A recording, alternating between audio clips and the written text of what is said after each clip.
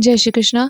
ये कार्तिक मातम का 7वां अध्याय है। बाकी सभी अध्याय आपको हमारे चैनल की प्लेलिस्ट में मिल जाएंगे। प्लेलिस्ट का लिंक कमेंट बॉक्स में उपलब्ध है। 7वां अध्याय। इतनी कथा सुनकर सूत जी से शौनक ऋषि कहने लगे कि हे सूत जी, आप कृपा करके कार्तिक मास तथा तुलसी का मातम कहिए।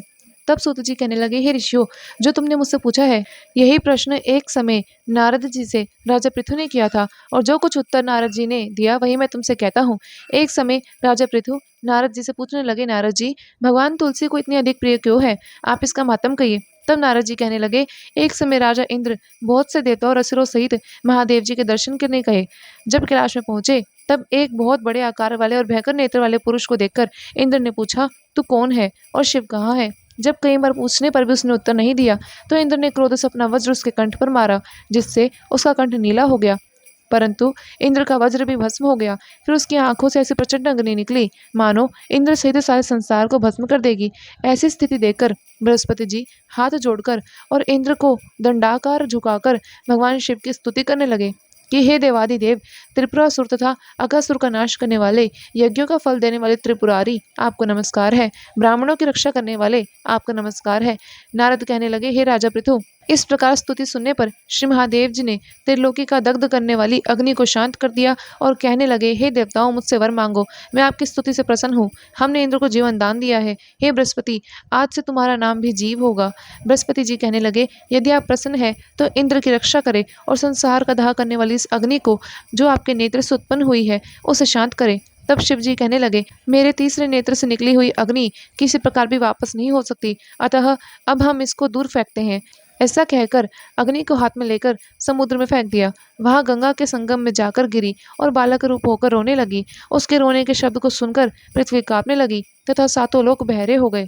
ऐसा आश्चर्य देखकर वहां पर आए हुए ब्रह्मा जी समुद्र की गोद में बालक को देखकर आश्चर्य से पूछने लगे, यह बालक किसका है? समुद्र ने बड़े आदर से बालक को उठाकर ब्रह्मा जी की गोद में दिया और कहने लगे, यह मेरा पुत्र गंगा से उत्पन्न हुआ है, आप इसके जातकर्म कराइए। फिर उस बालक ने ब्रह्मा जी की दाढ़ी पकड़कर इतनी जोर से खींची कि ब्रह्मा जी के नेत्रों से आंसू आ गए। किसी प्रकार अपनी दाढ़ी को छुड़वाकर ब्रह्मा ने कहा, इसने हमारी आंखों से जल निकलवा दिया, अतः इसका नाम जालंधर होगा। परंतु यह शिव के अतिरिक्त और किसी के हाथ से नहीं मरेगा, क्योंकि यह शिव के अंश से उत्पन्न हुआ है। यह अभी ही युवा हो जाएगा। तब ब्रह्मा जी ने शुक्राचार्य को बुलाकर उसका राज्याभिषेक कराया और वहीं अंतर ध्यान हो गए। समुद्र ने कालनेमी की कन्या वृंदा के साथ उसका विवाह करा दिया, जो पतिव्रताओं में सबसे प्रथम और अति सुंदर थी। परम सुंदरी वृंदा के साथ विवाह कर जालंधर अति प्रसन्नता के साथ दिन बिताने लगा। जब जालंधर घर में आता तो वृंदा अपने हाथ से पंखा झलती, पाद्य, अर्घ्य, आचमन उस सबको अर्पण करती। वह अपने पति को नारायण समझकर उसकी सेवा किया करती थी। नारद जी कहने लगे, हे राजा पृथु, अब मैं पतिव्रता स्त्रियों के कुछ लक्षण तुमसे कहता हूँ। पतिव्रता स्त्री अपने पति के दुख में दुखी, सुख में सुखी हो जाती है। परदेश जाने पर भी दुखी और पति के मर जाने पर सती हो जाती है। पति के पाप तथा पुण्य को आधा बांटने वाली स्त्री को अपने पति के मर जाने पर स्वेच्छा से सती हो जाना चाहिए। जो स्त्री सती हो जाती है वह अपने पति के साथ शरीर के 3.5 करोड़ रोमों के अनुसार 3.5 करोड़ वर्ष तक अपने पति के साथ स्वर्ग में वास करती है। जो स्त्री सती होने से पहले जितने कदम शमशान की ओर चलती है उसको पद पद में एक एक यज्ञ का फल प्राप्त होता है। वह अपने माता पिता तथा तीनों कुलों को पवित्र कर देती है। जैसे सपेरा सांप को बिल के बाहर निकाल लेता है, वैसे ही वह अपने पति को नरक से बाहर ले आती है। अतः पतिव्रता स्त्रियों को अपने मृतक पति के साथ सती होना परम धर्म है। इतना कहकर है, जो स्त्री सती होने से पहले जितने कदम शमशान की ओर चलती है उसको पद पद में एक एक यज्ञ का फल प्राप्त होता है। वह अपने माता पिता तथा तीनों कुलों को पवित्र कर देती है। जैसे सपेरा सांप को बिल के बाहर निकाल लेता है, वैसे ही वह अपने पति को नरक से बाहर ले आती है। अतः पतिव्रता स्त्रियों को अपने मृतक पति के साथ सती होना परम धर्म है। इतना कहकर नारद जी बोले, हे राजा पृथु, देवताओं से डरकर जो सब दैत्य पाताल में भाग गए वे जलंधर का अभय पाकर फिर पृथ्वी पर आकर घूमने लगे। उसी समय जलंधर ने कटे से राहु को देखा तो उसने शुक्राचार्य से इसका कारण पूछा। तब शुक्राचार्य ने समुद्र मंथन और देवताओं द्वारा रत्नों का हरण की कथा सुनाई। इस प्रकार पिता का मंथन और दैत्यों का अनादर सुनकर जालंधर ने क्रोध में आकर घसमर नाम वाले दूत को बुलाकर इंद्र के पास भेजा। वह सभा में जाकर अभिमान पूर्वक इंद्र को नमस्कार न करके कहने लगा, दैत्यपति, जालंधर ने जो कुछ कहा है वह अब सुनो।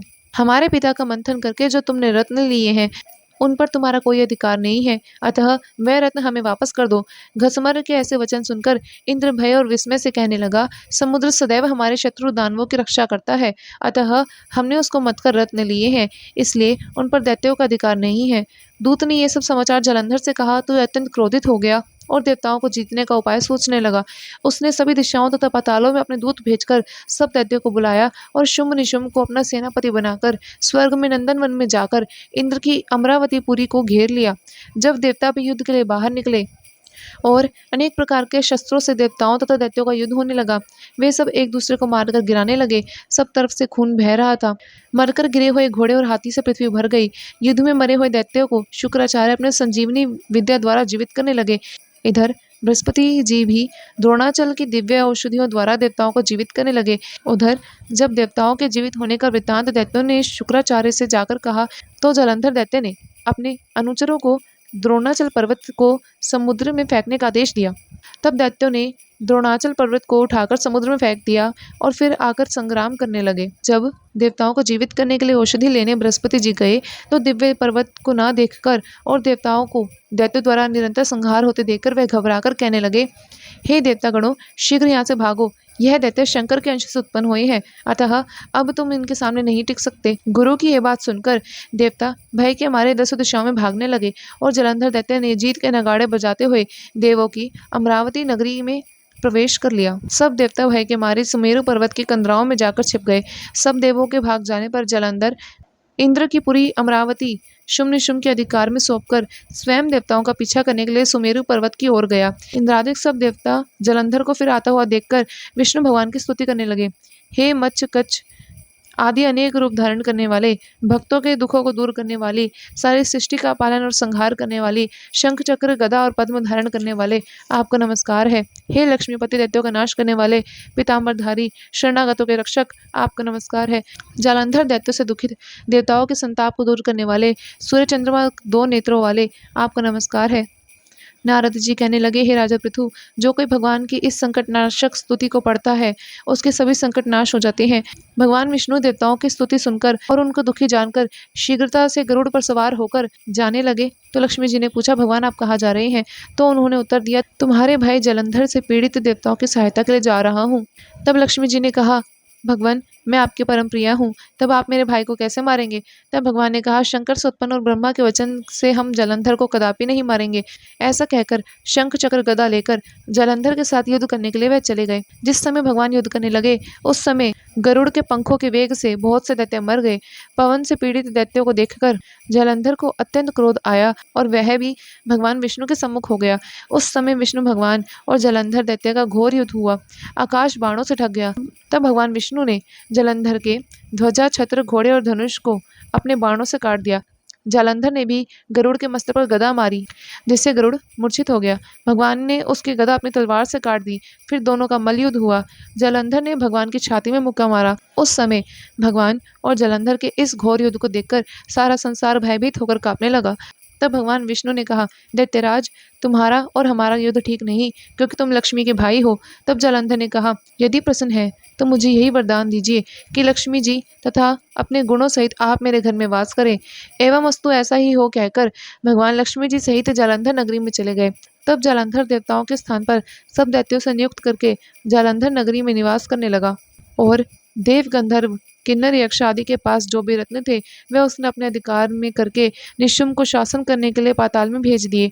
वहां उसने शेष आदि नागों को वश में कर लिया। इस प्रकार जालंधर देव, यक्ष, किन्नर, गंधर्व और मनुष्य सबको अपनी प्रजा बनाकर पुत्र समान धर्म की नीति से उनका पालन करते हुए त्रिलोकी का राज्य भोगने लगा। नारद जी बोले, हे राजा पृथु, एक समय भगवान के दर्शन करने तथा जालंधर की राज्य लक्ष्मी देखने के लिए हम भी वहां पर गए। 7वां अध्याय संपूर्ण। जय श्री कृष्ण।